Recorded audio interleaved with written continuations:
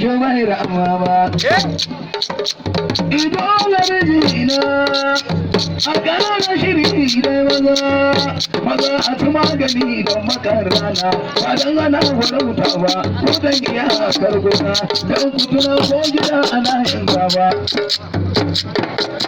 Bumutan cikin gida sai yaro maza.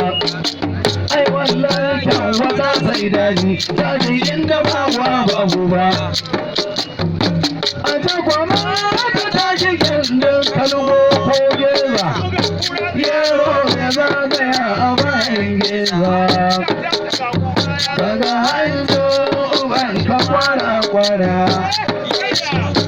kai shiru bakin ciki ya kashe ka kuma kai magana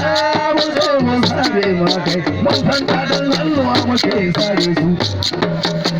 Iyalin da ka dan kwali na dari sai mu babba ku iyalin salmai sai mu ba su tun wuya baka wayo Allah tuna Allah na ba waje kan yaji na uku ne duwa sun mu ta san babarin su ji ke girma ba. Sai da yaro ya ja wada a kalmai mu rago shi ka ta da tura arne yaro kai da kai uwa ka uban ka ɗan ka kai kuntuni kakanka. Yan tauri na yanzu yan kwaya ne yan banza. Yan tauri na yanzu yan kwaya ne da ka fasa kwalba a ranar wuri ke Allah mai masassabi mai asa masu gare ruwan mela kowa ban mai a cikin unguwa shin ban je gida a bana ta ma kai da rabawa a dai na rabawa samari ko da ban wada bai kallo ba ko da ban wada bai kallo ba. Saurara kai bari mu ba mu hada kan na ba sai dai mu hada kai yaki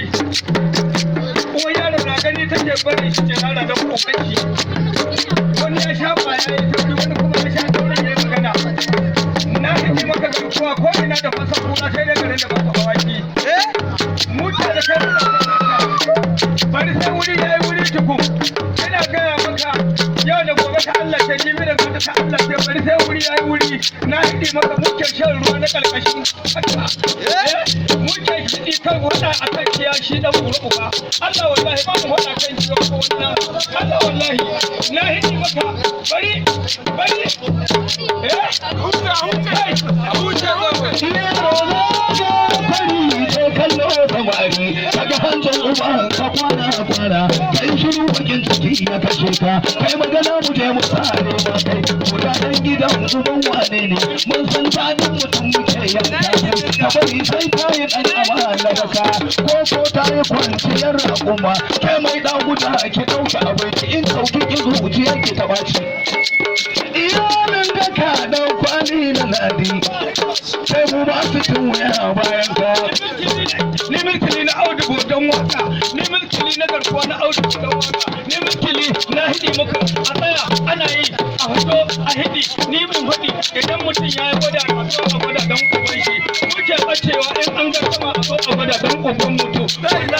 wani ya sha kwaya ya sha tauri mu ba kwaya muka sha ba mu taurin ne za a gwada bari ta wuri ya wuri na gida ne bari sai an tafi ni ke tafiya kwalbo da a zo a gwada a zo a fito yau ga ni ga ka garkuwa bari na hidi maka barka da maza na rike da kwashin Allah kai babu kuro da kai Allah kiyaye jama'a sai da sai ya kai